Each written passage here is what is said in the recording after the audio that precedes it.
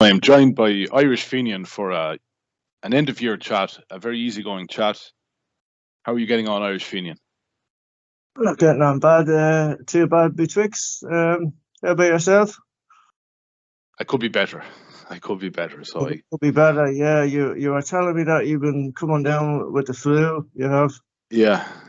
I don't know. Like I'd say, like I was pretty fucking wrecked in the last few weeks, and bit of stress as well. And I have a bad habit of sleeping with the window open, which is fine. But then when you get a cold breeze coming in, some nights, a draft, Yeah. it's not going to help you either. So about 6 days ago or so, I had a sore throat, and I thought, sure, I'll be grand. And the next day, it was, I was a bit congested around the chest and whatever. And since then, it's the weirdest flu I've had, because you've got when you get up in the morning, you feel like you're 100%, and when it gets to about 5 o'clock in the evening or so, it comes back. So it's like a flu that checks out and then checks back in, and very, very strange. But just to say though, like that, everyone around here has been sick for the last few months, and they're still sick. And I was counting my lucky stars in a way. I said, I'm the only person really I know who isn't sick, and I'm talking about people living in the same building, people at work, people on the street. And I was thinking, I'm the only one who's not been sick. And I says, if I can just get through to the end of the year, I'll be in great form. And then, boom, got it. So I'm actually, believe it or not, I'm having a hot whiskey now as I'm talking to you. I'm at a big hot whiskey. It's in one of those big mugs. So has everything. Has the what do you call them? The cloves. So I put 5 cloves in because it's a big mug. Slice of lemon, honey. Whiskey, of course, good measure of whiskey, and boiling water. And I'm breathing in the fumes as I'm talking to you, and I'm also drinking it as I'm talking to you. Actually, you shouldn't feel too bad. I'm having a nice big glass of wine myself. Yeah, at the end of this stream now, people will notice that we're half cut. They'll notice we're half cut. Oh my God, what is that? I was saying at the end of this stream, people will know we're half cut. Yeah. No, kick in. Yeah. I was gonna say, when you were saying the last time that you had a flu was about 4 years ago. Last time that I had a flu would have been, I'd say, around Christmas 2019, just before the thing hit next year. It's such a pity. Just sorry, Fenian. It's such a pity you didn't have a COVID test back then. You'd be able to figure out if it had been COVID. Maybe you were the first person to have it. Maybe I was the super spreader.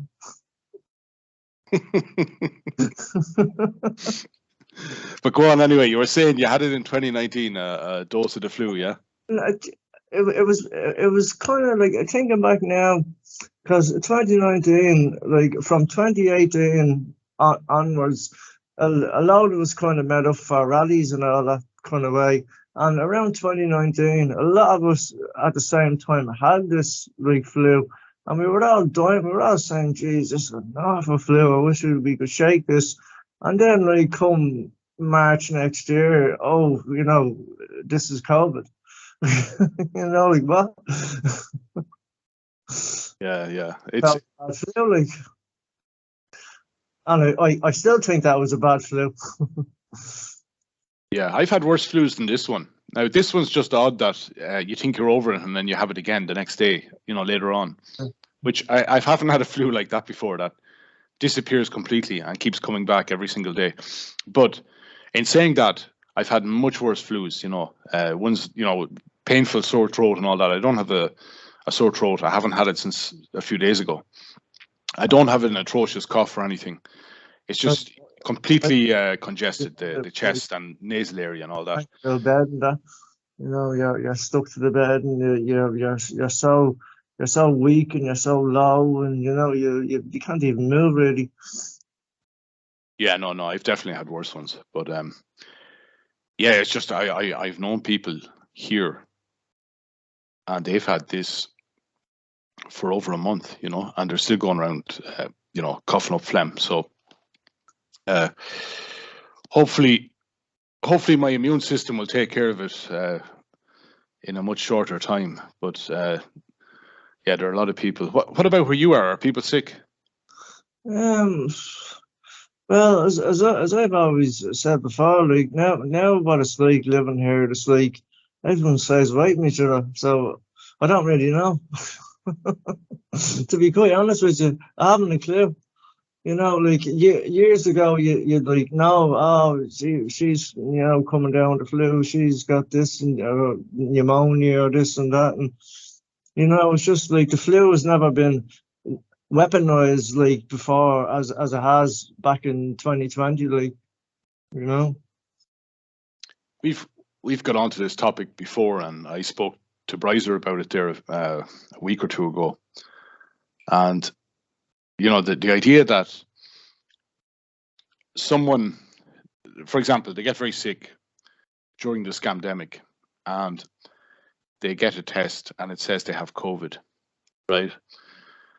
And you know, they test positive, and then they're really excited. You know, it's like the latest iPhone coming out. They're really excited about when the first vaccine will be out. And they get the vaccine and they tell everyone, you know, I won't get COVID again. I won't get COVID. Now, I thought once you had COVID, it wouldn't matter if you get a vaccine or not. Once you had it, that was it, you know. That's what they were, you know, that's what they seem to be telling us, you know, when they were mentioning this, whatever it was, a herd, I forgot the expression, you know, where if you let everyone just get it, it'll naturally pass through the population. But yeah, so they're very excited. Then they got the vaccine and said, oh, I won't be getting COVID again. I got my vaccine. Then they get sick again and they're terrified they have COVID, and they get the test and it's positive and it says they've got COVID, and they say, oh my God, I better get a second vaccine now. There's a second vaccine out. That will definitely stop me from getting COVID. And these are the absolute numbskulls that are 4 or 5 jabs in now, and they're still, you know, sick as a parrot. How many actually is there now? They must be on about their 6th booster or something. And there's the flu one included in it as well now. Like, yeah, I saw that. They're more or less going back to the flu shot now. That's, you know, I think it was in I don't know, it was in some article. There was a big headline saying the flu is back after 3 years. it just took a 3-year sleep, you know. Yeah, it's at the airport now. You know, it's collecting its luggage. It's come back. You know, and it's meaner than ever. Yeah, it's the super flu. You know, it's. But you know, I've a bit of it. Was I gonna say that? Yeah, my mother as a friend there, right, and she's gotten all the jabs, right, all the boosters. No, not my mother or a friend. She gotten all these, right? And when she heard that there was, did you hear of the all-in-one? You know, I think it's the 6 boosters and vaccines all-in-one. Right. I saw something where it was like 3 in 1. Yeah, it was like colds, flus, and COVID. It was 3 in 1 or something. It was like for people that didn't get any of them at all, and her friend's gonna get all of them again, like this another one. And I'm saying, like, well, why would you do that if you're after going from 1, 2, 3, 4, 5, you know, whatever, and then you're gonna get this all in one? You know, like, I mean, Jesus Christ, are you trying to kill yourself or what? But do you know? I'll tell you something, Fenian. The reason the vaccines haven't worked is because scumbags like you decided not to get the vaccine. It doesn't work. Everyone has to. Everyone has to get. Did you not know the science? You know? Did you not know the science? You know, you can get 5 or 6 vaccines, but they won't work if there's an Irish Fenian out there who stubbornly won't get even one vaccine. You know, we're in this together, man. But like, I just thought that was mad, because I mean, like, why would you do that if you're already after playing ball with the government, getting every single one, and now you're gonna get, and this whole, whether it was a 3 in 1 or 4, whatever one it was, that came out for the people that, because like, say, like, someone that didn't get any of them at all, they might say, "Oh, right, I don't need to start off at number 1, then work my way up to 2 and 3, so I can just get them all in one." Well, this like she's got like this friend is going to get all of them again. Yeah, it's sure, like the year before last, I was sitting outside a coffee shop. So this must be, geez, this is over a year and a half ago now. So this is when the first vaccines were coming out, like, and there were a bunch of, I'd say they're all in their 60s, and they were sitting around a table, and they all had their masks on, and they were all saying what each one had got. I think they were actually, some of them were on their second vaccines, and you'd have someone saying, "Well, you know, I got the AstraZeneca, but I decided, you know, when I was going to get the second one, I thought Johnson and Johnson would be the way to go." You know, I was thinking, you know, these are the idiots. You know, these are the idiots who go in to vote. You know, they pretend they know what they're doing, but they're just talking a load of bollocks. You know, you know, I think that's the depressing thing about the whole scamdemic. I didn't think it was very credible. No. Especially as the weeks and the months went by, it became less and less credible. And, you know, I expected the dominoes to fall, but I couldn't believe the amount of fucking idiots we have around. And it's a harsh lesson, you know, it's a very harsh lesson, because whatever is trotted out, these fuckers will you know, pin it to their collars and go around bragging. You know, it's kind of like, because you're saying, why are they getting so many? Why are they getting the 6th and the 7th? You know, they're kids that are still in school. Mentally, they're still in school. They're still in primary school. And, you know, they're the kids who want to get the star, the teacher to put the star on their copybook at the end of the week, you know. The gold star, and then do probably put an apple on the teacher's desk every morning. One of them. Nice and shiny for you. Nice and shiny for you, miss. So polish it with me jumper. yeah. So what's going on anyway? I suppose we better talk about it. You're from Dublin. What have you heard about this East Wall protest? Well, what I've heard now, that there's always two stories. You know, that there's the ones on Twitter trying to, you know, say, "Oh, we want these people," and they're trying to come up with excuses, you know, of like the questions that people are asking. But people in East Wall do not want them. That's from what I've gathered. And like, I mean, I remember seeing one thing, that they're starting to answer the questions that people have been asking for years now. Like, say, such a question as, "Why are they all men?" Right? Now they're putting around leaflets saying, "Oh, well, the wives and children are separated from the husbands when they come over here." My bollocks! Would you stop that crap? There, like, did you probably see that video? I think it was a woman, and she took footage of them all getting off the bus, and there was about maybe 50 of them or something. And they were all in better clothes than me. They were all in brand spanking Nikes. They had their iPhones. They had their, you know, their whatever, you know, jumpers and their fucking their coats and all this. And they're all smiling, laughing, going by. And I suppose, well, would you be the same yourself if you're going to this country and they're throwing everything at you? You know what I mean? Is there any wonder why they don't respect the place? Because I mean, like, they're just getting everything thrown at them. You know, it's sickening, and it really annoys me to the point of, like, you know, nearly doing something, I suppose. But no one's doing art though. One thing that I hate is everyone, you know, our people, you know, with their PayPal links and all that, they just seem to be going and filming them, and that's it. And, you know, well, are you going to do fucking nothing about it or not? Because, I mean, we're sick of seeing this footage all the time, you know? Either do something or, you know, I don't know.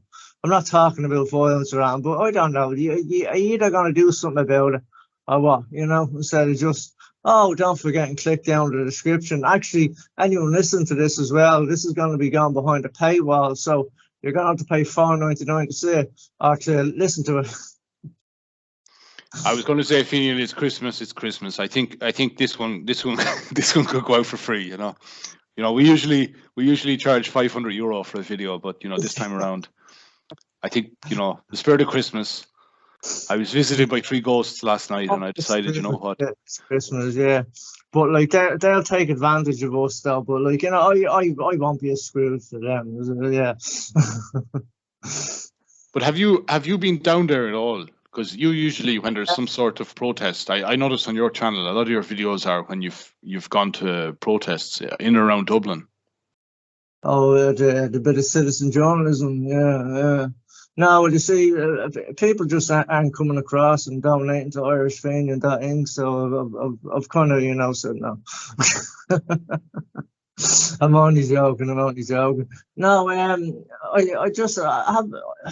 Do you know what? So them parties that came out and all that kind of way at the time, I was just, filming and seeing what was going on and all that. But then sometimes I do think, and remember the yellow vest and all that, I don't want to be promoting people like that. You know what I mean? Like, that kind of way. And certain other parties I might want to promote either, so I don't know. I just think, but then I think well, maybe I should go down and just, not for any political parties, but because I'm not, a member of any party, so you know what I mean. But I get lumped in there with them though, But it's just I do just record things. But I haven't been down personally to the East Wall one, but from the footage that I've seen is that they don't want them there at all, and then they brought in NGO type people, that were like pretending to be residents, and if someone was calling them out, you're not from around here. Oh, I just live over just the area beyond this. You know what I mean? This kind of shit. Excuse me. Yeah, the lefties, like, they have a lot of power, and like, I don't know if it's the same on Twitter now, but like, definitely, a year ago or so, going back, whenever you'd have something like this, for example, let's say someone like me, let's say I put out a tweet saying the residents of East Wall shouldn't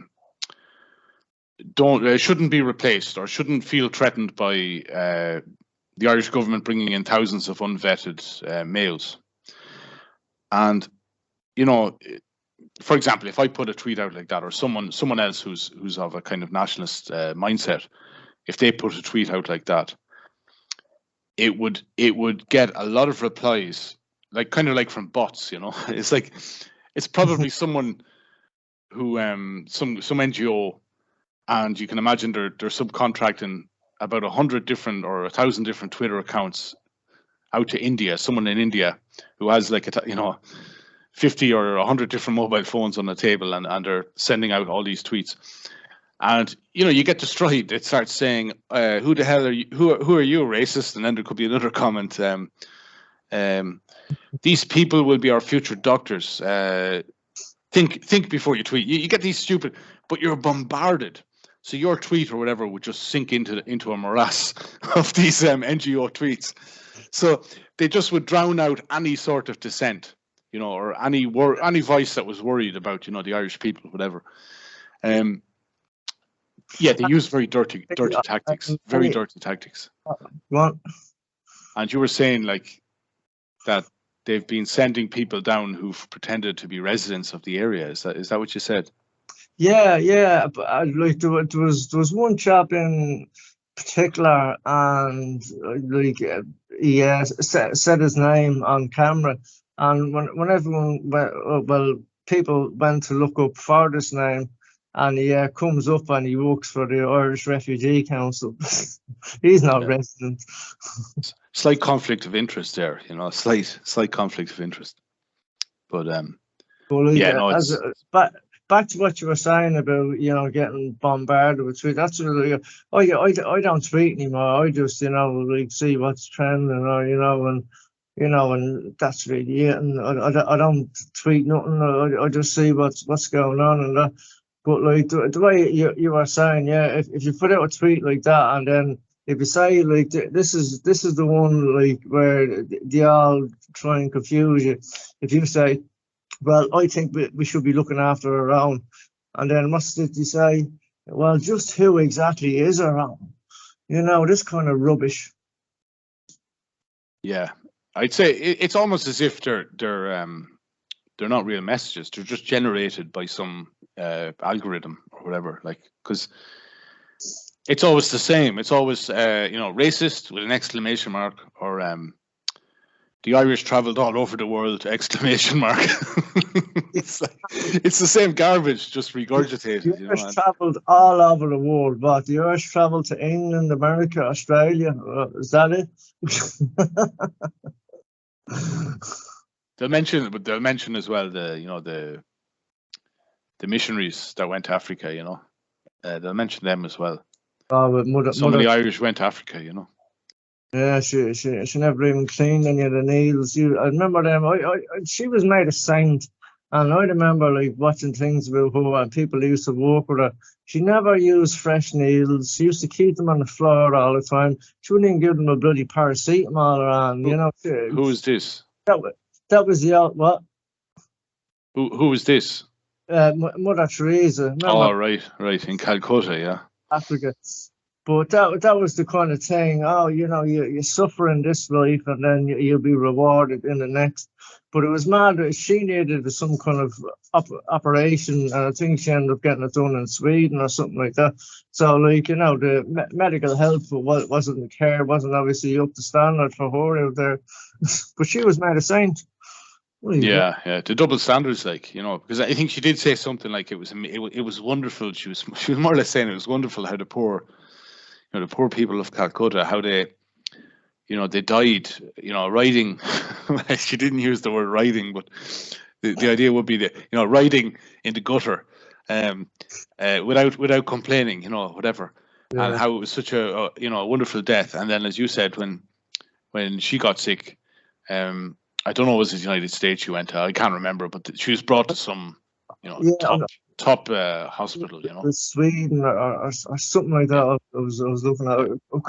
Could be wrong. I don't know. She would have had a team of doctors as well. Wouldn't it just been, a doctor and a nurse? She would have had a team of doctors and nurses, and it's like your one, Jane Goodall. Have you ever heard of her? Who? Jane Goodall. Jane. Oh no! I thought you were on about the one that died recently from the yoke. No, I thought you were on about Jane Powell. No, Jane Goodall. No. She made a documentary. She was an English one. Well, she's still alive, I think. She must be really old now. She must be in her 90s. But she made a documentary in the 60s. She went to, I don't know, was it Tanzania or somewhere like that? But she made a documentary about chimpanzees, and I saw it as a kid. There's a film made with Shigani, Gorillas on the Nest. That one. No, that's it. That's not it. No, but she made a documentary, and it was about chimpanzees, and she was out in the wild. Obviously, she would have had a cameraman or whatever, but the idea was she was out in the wild with the chimps for a number of months, and she recorded all sorts of things. But I saw it as a child. I saw the documentary, and I had a video cassette of it, and it was nice to watch as a kid. But when I got older, and I started reading up about what chimpanzees get up to, they're not fucking peaceful animals, they're pretty fucking sick. As primates go, they're pretty fucking psychopathic. Like they're pretty mean animals, and none of that really made it, or very little of it made it into the documentary. So it's kind of like you get a false, it's the typical lefty thing that everything's cuddly and cute and whatever, and the chimps are working as a team. But she doesn't mention all the other horrible things that happen in chimpanzee society. Like so. But there was one thing that I wanted to ask you about. What do you think of this COVID amnesty? Right. I don't know if you heard the podcast I did with Bryser and Ogner That must be a month ago. Actually, yeah, that was a little while back, I think, wasn't it? Yeah, it's a while back. Yeah. No, I don't think there should be an amnesty, but nothing has really happened. Nothing has really happened. People are starting to find out that they've been hoodwinked. Not everyone, but some people are. And I don't know. I'm just. I'm not getting the sense that there will be any justice. I think. Yeah, I saw a tweet. I shared it. It was of Lord of the Rings. What's his name? Gollum and Schmeagol. The creature that has the ring. Yeah. And he won't give up. He doesn't want to give up the ring, and he calls the ring my precious. And he's got a split personality. I don't know which is the good one and which is the bad one. Is it Schmeagol or whatever, Gollum? But he's really sweet and really nice, and then he's real fucking wicked, And the tweet was an image of that creature with the real angry face, saying, "Unvaccinated people need to be sent to camps. They're irresponsible and they're spreading viruses. We don't want them in society, in modern society." And then the next image is the happy face of this creature, and it says, "We didn't get all the information at the time. Everyone makes mistakes." Yeah. It's like, forgive and forget. We didn't have all the info. It's like, my arse. Yeah, if you didn't have all the info, then why the fuck were you trying to pitchfork people for not pulling up their sleeves, And there was a lot of people that done like they were tweeting out similar things like that, like Piers Morgan and all, and he was like saying, "Oh, like I'm definitely in favour of COVID passports and all this," but now he's come out and said, "Oh well, I didn't know." Just stop now, you know what I mean? I can't stand that sort of shit, like. It was his job. It was his job to, like, if you worked in the media, mainstream media, it was your job the last 3 years to promote private companies' wares, to promote drugs, to push drugs. Right. That was your job. If you worked for the media, that was your job. And, if you weren't fired or you didn't resign, you're an absolute scumbag. And there's no other way about it, like. And they'll have to now, like, a lot of them will have to try and dial it back. But for example, in the case of Piers Morgan, like, all his tweets are out there, and he sent out some horrendous tweets, like dehumanizing people who wouldn't take the experimental cocktail. And it would be lovely, I have to say, it would be lovely to see justice served. I would like to see it start off with the journalists, the so-called journalists. I'd like to see them on the firing line first, and then obviously the bigger heads. But we'll be waiting. We'll be waiting till the 12th of never, perhaps. But what happens if it comes down to some vote? You know what I mean?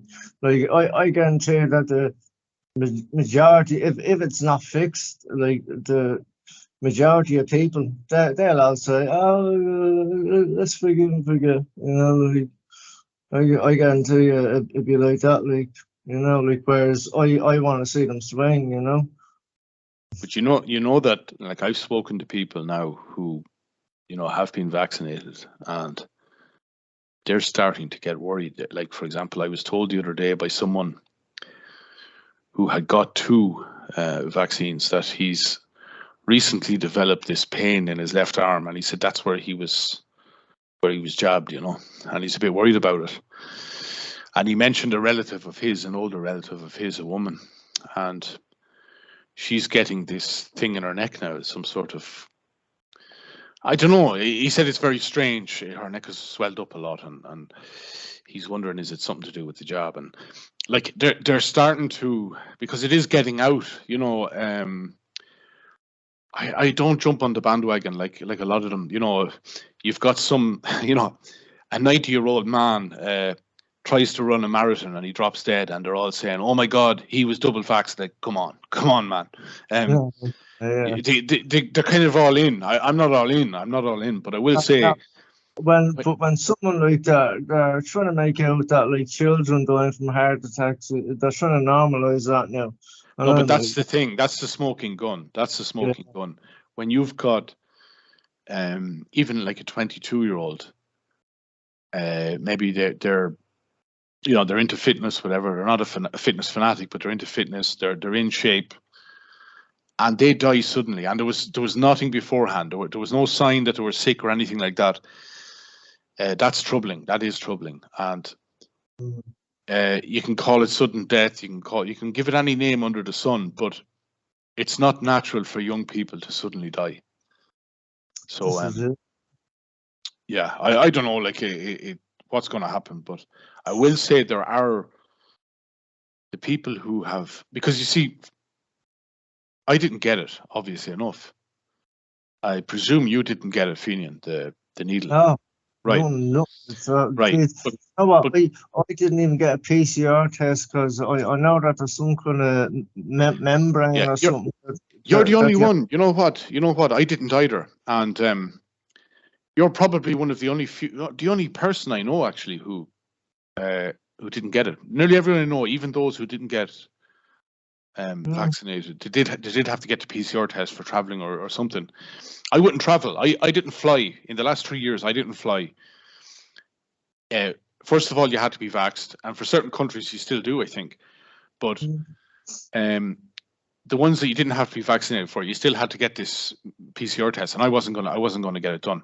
And I heard of someone who, due to his job or whatever, he had to get this thing done, PCR test. He didn't want to get vaxxed, but he had to get the PCR test.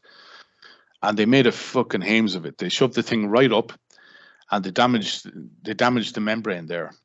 And he went to a doctor afterwards, and the doctor told him, he said, your membrane is fucked. He said, you're going to have problems with that for the rest of your life. And that, whatever, what was it called, blood-brain barrier, like if that gets breached, it's not good, because if you do get stuff, whatever alien things in outside your body, they travel in there and right up to your brain.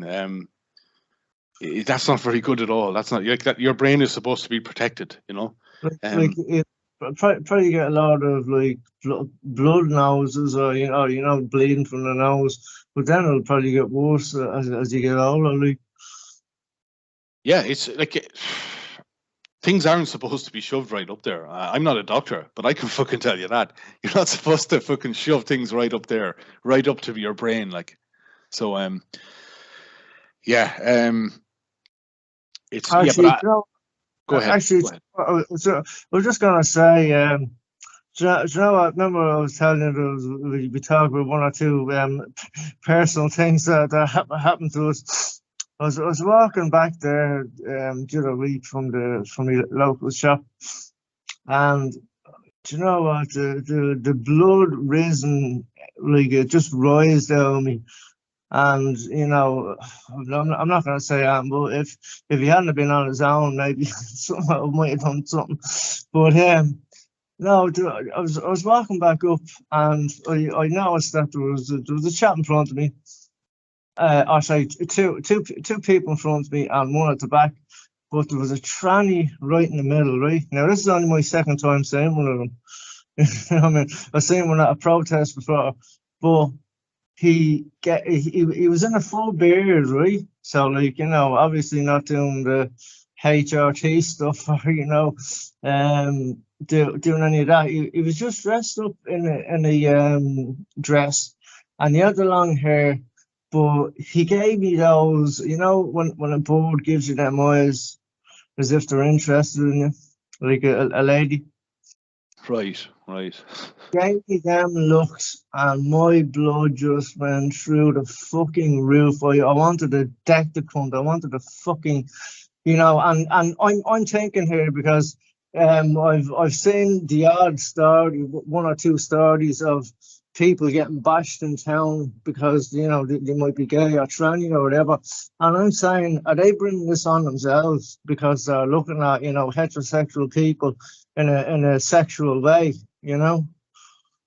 Yeah, the media should, they should report on nature, and that if a homosexual or a transsexual, whatever, flirts with a heterosexual male, the heterosexual male generally is going to have a lot of testosterone, is going to get very angry, and is probably going to react in a very, very negative manner. Like, and they should be putting leaflets out there. Don't, if you're gay, don't go flirting with men in case they're in case they're heterosexuals. But yeah, it's fucking. Wouldn't have happened. That wouldn't have happened. That wouldn't have happened 20 years ago. Like it's kind of a new thing. It's a new thing. Yeah. Like, and I just not that I'm a violent person, but if there hadn't been people in front of them and behind them, like, I was nearly gonna floor this fucker. I was like, like, you're there in a beard and a fucking dress, and you've got like a bit of like foundation and what you've lipstick on, and you're giving me that kind of like, because I like you know my kind of life when I grew up, and we grew up in pubs, clubs, DJ, and all that kind of way, and a girl gives you the looks, you know what I mean, like oh yeah, lovely, and you go over talking and buying drinks and that. But that was the look that like I got, and it just set me the wrong way. Like, did you do the kissy lips and all that as well? It was like that. It was just when the boys come when sorry, I shouldn't be saying, I'm sorry, common, you know what I mean, working class board, but when a lady gives you the looks, you go over and you start having a bit of a chat and you say, whatever. But this fucker just wanted me to punch the fuck out of him, like the way he just looked at me. You know what I mean? I was like, Jesus Christ. And then, as I said, I was saying things, like, someone would be posting on Twitter, oh, look, he was just going for a night out and all that. Yeah, well, maybe he was giving looks at a fucking heterosexual bloke for all you know. I don't know, like, you shouldn't be putting these people in these dangerous situations, because I think the world says that they're less than 1% in the whole world, these people. Yeah, plus it's not going to go down well with, some of the new to the parish, if they're Muslims or if they're, sub-Saharan Africans. They don't take kindly to men in dresses flirting with them, So, yeah, it's just a recipe for disaster. Pushing this whole LGBT thing, like, it's just a disaster. And that wasn't but that wasn't even a thing like a few years back. All these alphabet letters, like, it used to be just you were gay, or that you like either you were like normal heterosexual, or else you were just a bit out there and you were gay. But when did all these letters come in, all these alphabets come into it? Yeah, they came straight from the corporations, and it was sort of a way to get the lefties, I don't know, passionate about something. They just threw them the whole alphabet thing and said, "Get behind this." I thought that them ones that were on the like, well, I hate buying into the left-right paradigm, but I thought that them ones on the left were against these big corporations and all these owning the money and all that. And they used to be. Yeah, they used to be, but look at the whole COVID thing. Like, all these rock and rollers, peace and love and freedom. they were the most adamant that people be locked up and that unvaccinated shouldn't have rights. And I've seen tweets from Rod Stewart. Rod Stewart and all these people. Was it Rage Against the Machine? Was that the concert where? Did you see that? Did you? I think it was Rage Against the Machine, where at the very start, the way they'd say, anyone here from, if there's a concert in Ireland, they might say, anyone here from Dublin, and then everyone go, hey, and they go, anyone here from Cork, hey, anyone from Derry or Belfast, hey, or Galway. But I'm pretty sure it was Rage Against the Machine. Was it Rage Against the Machine, Fenian? The people, though, imagine the Btwixt. Imagine all the people. Was it Rage Against the Machine? I know that was John Lennon, but what you thought, Reggie? Oh, right. No, but did you see that clip? It's from about 2 years ago at the Was start of it? a concert, and he says, "Anyone, who's for AstraZeneca?" Everyone go, well, not everyone, like a large section goes, "Yay!" And he goes, "Who's for Pfizer?" It's like, "Yay!" And he's like, "Anyone unvaccinated?" And then there's like kind of like a boo, you know? It's like fucking hell. I like the Simpsons, where it'd be just me. You hear one voice. I was saying boo earns, you know. Yeah. Yeah, so it's, but no, that's what I mean. It's all that's another thing the whole COVID thing told us, like, is that we're not calling the shots at all. We knew we weren't calling the shots, but we didn't realize how weak we were. And we thought, like, I honestly did believe that some of these celebrity types, you know, who are always preaching about equality and who are always preaching about freedom of movement and who are against the idea of borders, I thought, you know, they would say, well, this is great. We can be against COVID because COVID is against the freedom of movement and COVID is against equality. But they were all fucking preaching for it and for the, you know, the pharmaceutical companies. So it's as if it told me that if you want to make it, you know, if you want to become a celebrity, you want to become rich, you have to be bought and sold. You know, you have to be. There's no other way about it. You can't become rich unless you're part of the system. And I mean, you know, I'm talking about exceedingly rich. I'm not talking about, you know, you have $1 million in your bank account. I'm talking about many, many millions of dollars. In order to acquire that money, you have to be part of the system. And in Ireland, like, people think, you know, oh, you know, like, anyone can become Taoiseach and anyone can become this and all that. Now you have to belong to certain families to get them high class jobs and to even out to their cousins or judges and all this. You know, you have to be part of certain Irish, what should we say, Irish aristocrats. You know what I mean? You have to be part of that family to get jobs in this country. Yeah, I don't think you're going to become the Taoiseach if you're from East Wall, for example. Yeah, did you see the way done the change in the Taoiseach to Bradcar from Micheál Martin there only a few days back? I heard about it. Yeah, I heard about it. Like, but like, to me, like, that's unelected. Like, who fucking put you in that position? You know? Yeah, but you'd wonder, like, how someone like Varadkar could become the leader of a country. You know, I haven't, to be honest, I follow very little of Irish politics, but any clips I've seen of him speaking, he doesn't seem very bright. And a video came out. I don't know. I didn't see the video. To be honest, I didn't want to see it. I wasn't dying to find it.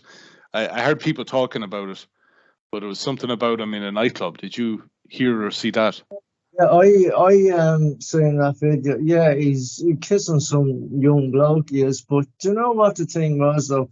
When I from the video that I seen, it looked like he was looking over at the camera as if, like, you know, are you ready nearly? Like, and like the camera, like, his eyes are straight on the camera, and then the camera zooms in, and this sort of I'd say it's a bloke in his, you know, 20s or whatever, goes over and he starts kissing. And I'm thinking, like, what sort of example is that, you know, setting for, you know, like, a country to the rest of the world? Like, I mean, it's fucking unreal. You know, like, people like Putin and all that must be laughing, saying, look at what they're doing to the West. They don't even know what a man and a woman is. But you know what? There was a film on excuse me. Do you remember Kindergarten Cop? Boys have a penis, girls have a vagina. I'm sticking to that. I could get you in a lot of hot water now, you know. Get you in a lot of, you could get 20 years in jail now for that scientific statement, because it's not scientific enough these days, you know. Yeah. I was going to say, you know, in the video of Varadkar, you know, the guy that's kissing him, is that the same guy with the beard in the dress that was giving you the eyes? No, well, he short our hair, but he might have took his wig off in the club. I wouldn't know. Right. But you Um, know what? If it had been, and he had been on his own, he would have been giving Brightcard a kiss with a fucking busted lip. well, I don't, you mentioned Kindergarten Cop, so I think that's a good segue into a few Christmas movies. Yeah, go ahead. sorry. No, I was just saying that I'm no violence at all. You know this and yeah, if I say violence, it's a bit of satire. It's Minecraft, you know. Anything we talk about here, it's all imaginary. It's all about a world in Minecraft. It's not a real world. Yeah. That should get us out of prison just by saying that, you know. Well, I wanted to ask you, did you see the Black Santa this year? A Black Santa? No, where was this? I seen it on fucking BBC. Right. It was Right. a black Santa. He had a very short beard now, not like the big long white one. You know, it was kind of a greyish, like cut down a lot of maybe a third of a beard, and he's black. Right. That's really diversity, isn't it? Yeah. I don't think that Santa Claus would be genetically predisposed to living in the North Pole. Either the way. I get the feeling he'd get frostbite very quickly, you know. Unlike the traditional Santa. So, yeah, we'll try to, if you're up for it. So we'll go for, I don't know, we can go for another 15 or 20 minutes or so, and we might talk about movies. So before we come on, I mentioned to you that I watched Die Hard there recently. And, you know, a lot of people say it's not a Christmas movie, but it is a Christmas movie because it starts off. It's a Christmas movie because it starts off. It's a Christmas party for a corporation.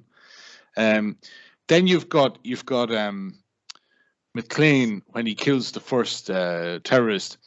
He dresses him up as Santa Claus and sends him down the lift with a note, and it says "Ho ho ho! Now I have a machine gun."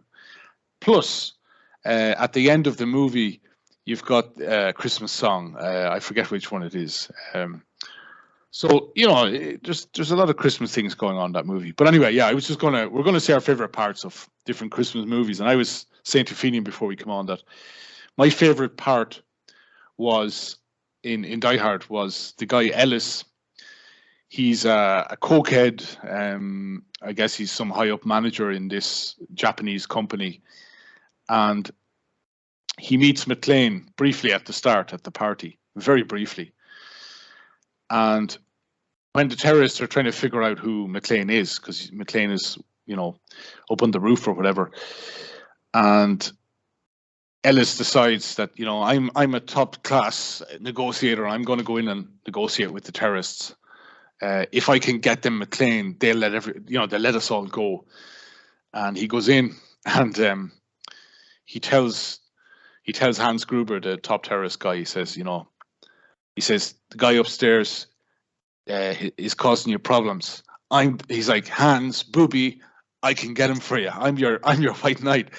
And they phone up, they have walkie-talkies and they phone up McClane. The terrorists phone him up and say, Hans Gruber says, if you have a friend of yours. And McClane is like thinking, I hope it's not my wife, And then he hears Ellis on the other end saying, hey, John, come on, John, stop fucking around, capiche? It's like, and McClane very quickly says, Ellis, you don't know me, you don't fucking know me, hang up, you don't fucking know me, you don't know these guys. And Ellis is like, John, how can you say that after all these years? Anyway, as he's saying this, one of the terrorists is bringing in a lovely can of Coca-Cola, nice, cool can of Coca-Cola, and he's emptying it into a glass. Is he emptying it into a glass from or something? But it looks really nice, this nice, cool can of Coca-Cola, and this is going to be Ellis's reward, But instead, Hans Gruber just, shoots him in the head. Anyway. What do you make of Right. this scene, or what do you make of scenes in different Christmas movies? Maybe in Die Hard, what's your favorite scene? Die Hard, jeez, that's a. No, I haven't actually seen that one in a while now. Let me think. Yeah, I found it funny the way they brought the North of Ireland into it. Remember Gruber when he's on the phone to the FBI, he says, I want the 7 Provosts from the new I want the 7 men from the new Provo front, and then I want so many from Asian Dawn, and then someone says to him something. Who are they? I read about them in Time magazine. That's right. That's right. Yeah, he's just taking the piss out of them, you know. Yeah, he's actually that guy's a very good actor. And But your man, you were saying from Ellis, yeah, when he comes into them, first of all, after taking them, he little Scooby thing for taking 2, like, you know, snorts of coke or whatever. But when he comes in, he goes, look, it's obvious you guys, you know, are, you know, not here to rob old ladies' handbags or whatever. And he goes like, Hans Booby, you know, like, you know, I don't care what your politics is, whether it's Northern Ireland, whether it's and he really does think that like he can pull this off, like, you know. yeah, he thinks it's some sort of business merger, you know. He thinks it's some sort of business merger, and that's just the coke talking though, you know what I mean? Like if you've ever sat with someone with cocaine, like, you know what I mean, you just waffle the ears out. this guy certainly he waffles like mad. But yeah, no, it's a great film, and I have to say though, like it is, you know, talking about the, you know, the culture of Marxism, for example. You know, when I watched it when I was a kid, you know, you don't take these things into account, but when you watch them as an adult, for example, in Die Hard, the terrorists, they're all depending on this one guy, this African American hacker. Oh yeah, They definitely. can't get into the vault without him, and he, you know, he's kind of a real cool dude guy. He's a, you know, genius hacker, and he's the, you know, he's probably the most powerful of the group in that way, because it all depends on him. It all depends on his expertise. And then on the other side, you've got the jolly, fatherly African American cop that's helping McLean, you know, through the walkie-talkie, and you've got the limo driver who takes out the bad black guy at the end. He takes him out. He hits him. Yeah, but it's kind of funny. It's kind of funny watching it as an adult, but I still think it's a great film. It was a good plan at the end, when, remember, like he only had 2 bullets left, and he just taped the like his what was it, a Glock or something, like to his back, and he came out, and like, because, like, I mean, he like throws a gun down. It's obvious that they're gonna shoot him, but, you know, yippee-ki-yay, motherfucker. There's a part in the movie I thought it was funny. I saw it, I watched it like 2 weeks ago, and I hadn't noticed this before, but you know, the way they're all Germans, but yet they're it's a Hollywood film, so they're speaking to each other in English. But there's one part where they're running through the office block. They're chasing McLean, and Gruber says to the big blonde guy, you know, the big blonde terrorist, he says something like "Schusse das Fenster" or something, which means like shoot the window. And the German goes, and then Gruber says in English, "Shoot the glass." And then the German understands. So I just thought it was funny, you know. The German didn't understand Gruber when he spoke in German, but when he spoke in English, he got it, you know. So. Right, is it true that they for the German version that was like subtitled into German, was it true that they were based off the Baader Meinhof group or something? Remember that was in East Germany, was it? I've no idea. Because I'm nearly sure I read somewhere that they were meant to be IRA terrorists in the first place, and or something like that, but when they brought out dub versions, they were based off that group over in Germany or something like that. I'm not too sure on that. Maybe someone can, you know, cheer me up in the comments. Yeah, someone will probably. Yeah, they'll let us know. Another one I have to say, and I watched it. I watched it probably the night after I watched Die Hard, was Home Alone, and I have to say, I know kids these days still watch that film and love it. It's kind of stood the test of time. Apart from Macaulay Culkin when he's Home Alone, he's not he's not messing around with a tablet. He's watching a TV. He's watching kind of black and white crime noir films. But apart from things like that, it seems kind of timeless. What do you make of Home Alone? First one. One thing where actually, funny enough, you should mention Home Alone. One thing that I remember saying it to Jesus. I think it was a doctor one day, and I wouldn't see her without with a mask on, and she came out and said that she wouldn't see me, and then I just burst into a rage because at this time it was the height of the thing and all that, and I just said, you know what? I said, you people really need to just go at home and let us brave the storm. I said, you know what? You remember your man in Home Alone? I said, remember he's sitting under the bed, when the bad guys come from, and he's like, no, I'm the man of this house. And I'm like, yeah, well, as soon as you get that feeling, you fucking get outside and brave the storm, like the rest of us. How did it go down? It didn't go down too well. I was told to F off, but I don't know. Well, was she pressing the button for security while you were saying this? She just kept pressing this button under her desk, No, but I was, because when you're like this is a time when I don't know, we were about a year or more into it, and I was like, God, you are meant to be so educated and doctors, and we used to be a saying years ago. Remember when you say like the doctor advised something, and you say, oh well, you are the experts, so you must like it's okay then. Well, now I'm like, you know what I mean? Not coming near me with that fucking needle. Yeah, they've sort of, like, I think I said in other videos, but essentially they've become the priests. The doctors have become the priests. The doctors and the politicians. And years ago, like, we're going back a few generations, doctors were treated with cynicism. They were called the quack. Oh, I better go and see the quack. And, the person would be rolling their eyes like, I wonder what the quack's going to tell me. That's gone now. It's like, oh my God. Is there a doctor in the house? Such and such is a doctor. And it's like they can make no mistakes at all. Once they are a doctor, once they've studied so many years and got that piece of paper, they will never make a mistake again in their lives. Absolute madness. But that's, unfortunately, people. We've already stated it at the start of this podcast. Like, the lack of intellect, of critical thinking in society over the last 3 years has been shocking, and at least it's a learning curve for us.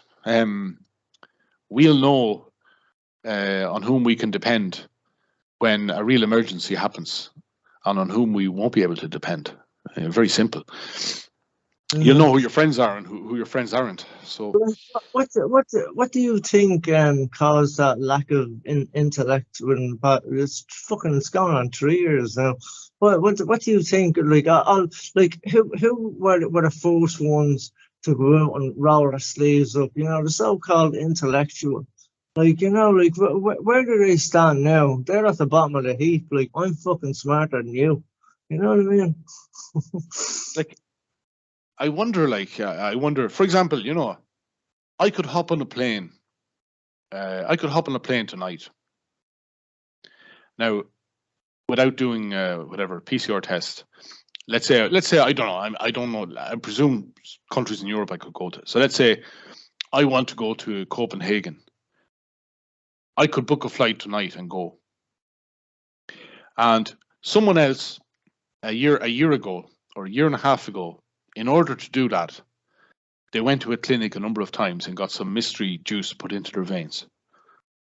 Yeah. Like, you'd think they'd be furious now that someone like me, who didn't do anything, has the same rights as they have, because they wanted to feel special. I saw them. I mentioned it in previous chats.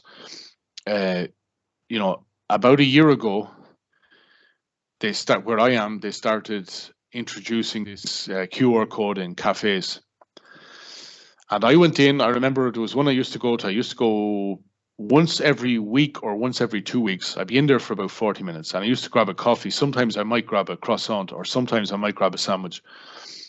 And the waitresses all knew me. And when that QR code thing came in, I just said to myself, well, fuck it, I'm going to go there anyway. And I went. And the woman saw me, and she asked me for my order, and she started making the food, whatever, making the coffee. And then it dawned on her that she hadn't asked me to provide, the QR code. And then she came over to me then and said, she asked, it was kind of like, it was like a rhetorical question, the way she asked it. She was kind of like, you have your QR code. You have it. Yeah. You have it. Yeah. And I said, I don't. And she's like, oh, what do you mean? Did you forget it? I said, no, I don't have a QR code. I said, I'm not vaccinated. And you could see, because she was a nice woman. She was an elderly woman. She was a nice woman. And I used to chat to her a bit. I didn't know her very well, but, I was always polite to her. She was always polite to me. And you could see she was fucking in a horrible situation now, You could see she was wondering, would she serve me the food this one time? Or would she say to me, look, you have to go, because the inspectors, they've already been in here today. They could come back, anytime now again. And, we don't want to get this place closed down. You know what I mean? I could kind of see how she was processing the situation. And eventually she said, right, she said, look, I'm going to serve you your food, but you'll have to bring it next time. And I just said to her, right, whatever. And I got the food. And I ate the food, but I didn't feel comfortable then, because you could see she was she kept looking at the door, She was dreading that some inspector would come in and her business would be closed down, or she'd get a massive fine, she'd probably get I would have paid her maybe €5 for the coffee and whatever, the sandwich. And, her profit would have been a loss, because then she would have got a fine of €2,000 or something. I don't know, but she kept looking at the door, and I ate. I didn't rush. I ate my food. I drank my coffee, and then I left. I never went back. And even when a few months later they lifted, the ban on vaccinated people eating in cafes and restaurants, I still didn't go back. I never went back. And I wasn't angry with her. I was angry at the government and the scumbags who put this system in place. What a horrible system to take away your right to sit in a cafe because you wouldn't take an experimental vaccine, because you wouldn't get a fancy app on your phone or show off a fancy QR code. What a horrible system. And as I say, I could go out tonight and go to a bar and sit in a bar if I wanted. I could fly off to Copenhagen at midnight and I didn't have to do anything. I just had to bide my time. And I wonder how these people who they got they got, let's say they didn't, because there are a lot of people, Irish Fenian, they didn't really believe the bollocks about the vaccines and all that, but they got them because they wanted to go off on a holiday for a weekend. They wanted to go off on a stag do or whatever, a hen party. And they got one or two vaccines. How are they feeling now if they're reading reports about blood clots and sudden death, 22-year-olds, 15-year-olds dropping dead, or someone dying, some 15-year-old dies the day after they get the vaccine. How are they feeling now, knowing that they've got it put into them twice or three times, and it was all just so they could go off for a weekend? Like I'd be sitting there stressing out every night, saying, "Is there something gonna happen?" Like I'd really become a fucking hypochondriac. Then I'll be thinking like there's of a headache. Oh, that's a blood clot in my head now after taking that. I'd be like one of them then, you know. Fuck that. Yeah, you'd wonder. You kind of be visualize. You'd be trying to visualize what's going on inside your body. You know, you'd be thinking, what the fuck? And as you say, could be the slightest thing. You know, slightest little bit of pain, and you suddenly start thinking up all sorts of scenarios that are playing out in your body. You know, there's no knowing, and I wouldn't. You know, as I said, I haven't jumped in big time for the whole sudden death thing, but it is strange. As I said, it is strange that young people are dropping dead, and that's definitely a smoking gun. But that's go ahead. one thing that I do find them like, how do they justify that? Like, how the fuck, like I mean, say teenage, like I don't know, teenage, say from 16 and up and all that. How do they have heart attacks? That was unheard of when I was younger. Like, how do they do that? Or you know, like, and try to justify it, you know? Well, people, you know, a lot of people will believe what the experts tell them. They still believe it. But it is, yeah, like, you know. But it's the same way. For example, we spoke about. I told you I was very sick at the end of 2018. And I was sick previous winters as well. 2016, I was really that was the worst one I had in 2016. 2017, it was all right. So there have been flus around Christmas time, around January, very bad flus. You'll hear a lot of people on the streets very sick, etc.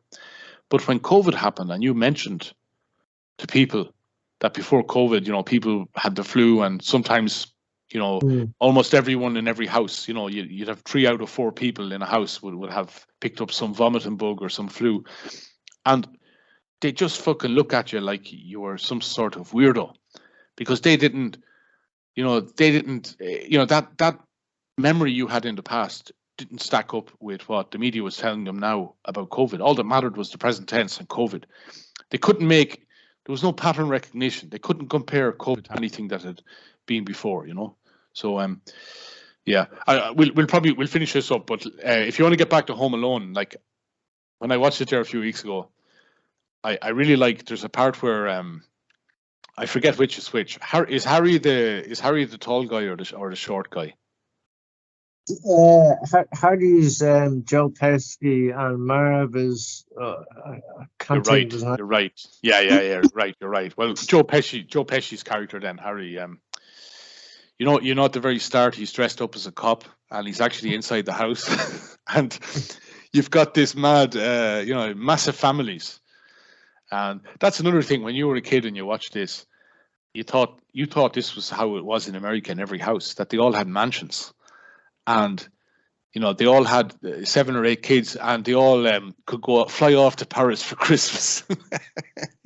You know, and they could spend a few grand on pizzas before they jetted off to Paris. You know, and but yeah, this cop character, like, he's dressed up as a cop, and he's in the house, and you can see he's just sizing up the situation. He's trying to get one of the parents, and the kids are all walking, and he's saying, "Where are your parents?"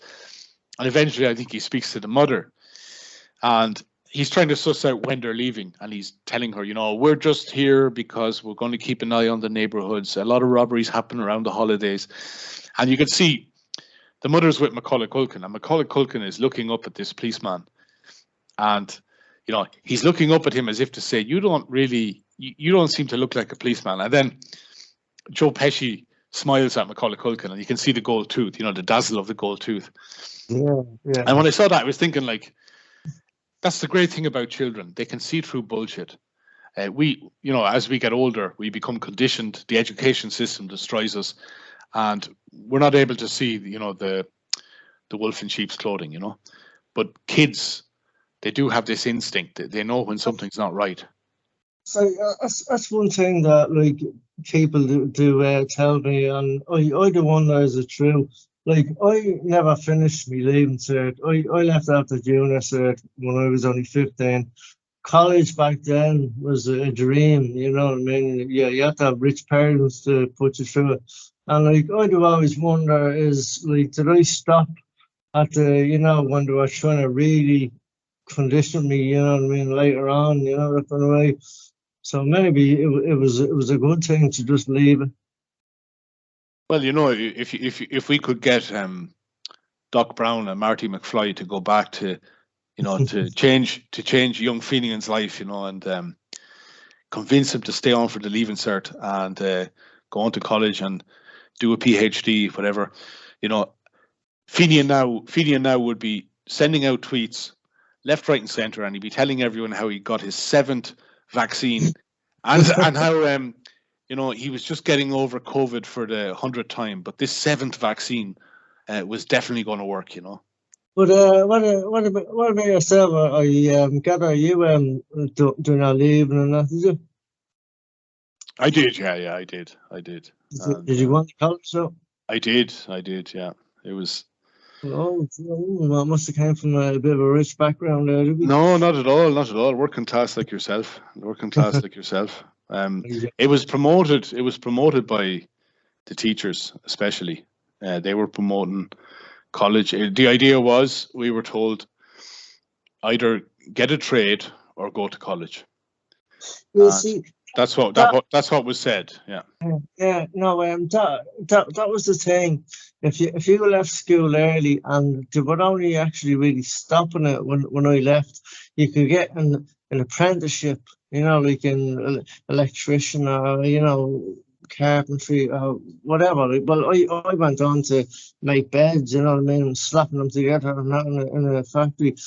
But yeah, they were always saying like you could get an apprenticeship, this, that, whatever. But as I said though, as like in college back then, if you had went into it, you like wouldn't be doing all the shit that they're doing now with the gender stuff. No. Well, I suppose it depends on what you study as well. If you're doing engineering or something like that, you're probably not going to. It's not going to be. I don't think it's going to be thrown into your education much. But the thing is, they would try to throw it in everywhere now. It's like in those companies they have. What is it? What is it called? I don't know. Is it something like white privilege or like where everyone has to do training on how not to be, to be more open and to treat people of color nicer or something like I don't know, like they have these courses now in these big corporations, and it's nothing to do with your job at all, really. It's not. I think it happened in Starbucks. Didn't it happen in Starbucks a few years ago? Yeah, brought them out to do training and racism and all this, and believe that they're doing it in certain places in Ireland. Like they're brought on these so-called diversity courses. Yeah, I'd say it would be fierce boring. Imagine having to sit through that corporate spiel. Like what. Fucking hell. I'd prefer to be fucking digging up spuds. Honestly, I prefer to be digging up spuds than to be sitting in some office fucking listening to that bullshit. Manual labor, Yeah. At least manual labor, you get home then at night and you'll sleep, with a clear conscience. But when you're in that bullshit. Anyway, I was going to say Home Alone. What's your favorite part of it? Well, I suppose the favorite part really is the end when he sets up his little traps. Remember, yeah, man. Not Joe Pesci, the other fella. He has all the sideburns on his face. But remember when he slides down the stairs at the back. That was fucking gas, and he steps on the bleeding. That's a fucking nail he does. Remember when he's trying to get up the stairs. Jesus. Yeah, there's tar on the steps or something, and he has to take off his shoes and his socks. And I love the part. It's very simple, like it's a very simple gag, but I love the part where Harry, it takes him ages to finally get up those icy steps. He keeps falling, but he eventually gets up, and he's looking in through the side window beside the door, and without looking at the handle, he puts his hand on it, and it's fucking red hot. I absolutely love that, and like he stands looking at his hand, screaming and blowing his hand, and as he blows his hand, he slips down the steps again, and then he throws his arm into the snow, to cool it, and then you see him looking at his hand to see the damage, and his hand has been completely burnt, but you've got the M from the doorknob, McAllister, imprinted into the palm of his hand. I just think it's fucking class.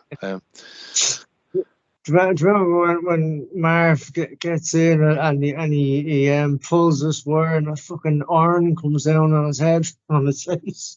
Yeah. Drops from the attic, like, goes down a few floors and smacks him. Yeah. I have to say, I like the bit where Marv eventually he catches Kevin. He has him by the leg, and Kevin reaches for the tarantula and puts it on his face. I think. Like a girl. Yeah. He does. He screams like a girl. Exactly. Yeah, brilliant film. I have to say, brilliant film, and it's a class. You never get tired of it. Like I'd probably watch it once every 2 years at Christmas. Like it's a great film, and I just think the whole idea of this boy on his own, and he outwits these. Obviously, the burglars aren't the smartest. Like, for example, Marv in his bare feet climbing in the window, not looking at the floor, and stepping on all these glass decorations. There's a part that has happened to young Kevin, and it's happened to me a few times. I assume it's happened to everyone. Now when he's coming back from the supermarket and he has 2 bags, and then the ends come out with him and everything spills all over. There's nothing worse than that. Yeah. There's some supermarkets now, they'll only give you paper bags. They won't give you plastic. And paper bags are rubbish, especially if it's drizzling. They come apart very quickly. I've noticed as well. They stopped giving in the fast food places. They stopped giving the plastic straws, and they started giving you paper straws. But now, they're fucking useless. They're absolutely useless. The paper straws. And now I've noticed, like the last time I was in a fast food place and I got a Coca-Cola or whatever, they didn't give you a straw. They just didn't give it. So it's gone from you get a plastic straw, which for decades that's been the way. Then it was plastic is bad for the environment, so we're now giving you a paper straw, and because the paper straws are useless and no one wants them, now you just don't get a straw.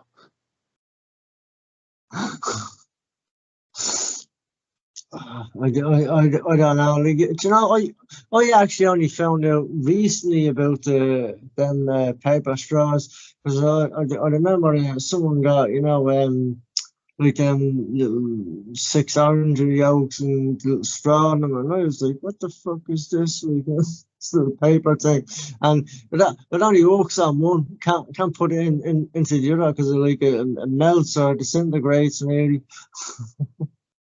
Yeah, those paper straws though, even like when you're halfway through your drink, it's almost gone. It almost dissolves into your drink. So becomes part of your drink. So anyway, we do have to do it for climate change. We really do. Yeah, but it's kind of funny though, because you can see how ridiculous it looks. For example, like I went at a few months ago. I remember I bought a salad. It was like one of those chicken Caesar, one of those cheap salads, and it's a massive plastic round container, and then you open it up, and then there's another plastic container inside with different sections with a little bit of cheese, maybe a little bit of what's the other thing? Bread, like breadcrumbs, toast, croutons or whatever. And then underneath you've got the lettuce, and then you've got the sauce inside a plastic sachet. And underneath all these different pieces of plastic, you'll find this little wooden fork. It's like why bother? Why bother with a wooden fork when you've just fucking produced, half a ton of plastic for this. I'm exaggerating, obviously, the weight of the plastic, but why bother with a little wooden fork? Why not go to whole hog and have a plastic fork? So, all right, we'll leave it. are there any more Christmas movies you'd like to mention before we wrap this up? No, not really. Well, actually, do you know what? It's something just off the cuff here. There was a film on there before we actually start doing this. I think it's that one, Carry On Jungle, and one of them is actually is a brown face and brown legs. And I was saying, God, how racist that is! I was saying. I haven't seen this. I haven't seen this. This is the British comedy thing, is it? Yeah, one of the carry-ons. They've been on all day. They have, but I've been just copping one of them, and like he's a real tall fella and with black hair, but he has brown face, brown legs. And I was saying that wouldn't fly today. I said, it's a different ball game now, man. It's a different ball game. All right. Irish Fenian, thanks very much for coming on for the chat, our final chat of 2022. Thank you very much, Btwixt. Yeah, I hope you have a nice, enjoy the rest of your Christmas. Christmas isn't finished yet. A lot of people, it's amazing, like some people, they start putting up the decorations in November, and then as soon as the 25th passes, then they have this idea in their head that Christmas is finished. No, Christmas is not finished. We still have more Christmas to enjoy, and you've got your New Year's, and then a whole new year ahead of us. Yeah, go ahead. Yeah, no, it goes on till the 6th of January, I think, is it? Yeah, that's right. Well, yeah, we used to call it Little Christmas. Little Christmas, we used to call it. Exactly. So that's it. Well, listen, enjoy it, Irish Fenian. Enjoy your New Year's celebrations, and we'll be in touch again at some stage. And go ahead, yeah. No, I'm sure we will, because last time we spoke, you clipped me a bit and you left me on the canvas, Siberian Express. Yeah, I've retired more people in Social Security, as you like saying, you know. So, yeah, there'll have to be another round in that regard. Yeah, sure. It was a good movie review, Rocky IV, and one that I think people really wanted to hear a review of that film, because I think because of the current situation as well, it's like, you know, we're going around in circles. So yeah. All right, Irish Fenian, Merry Christmas and Happy New Year. Same to you, Btwixt. Merry Christmas and Happy New Year.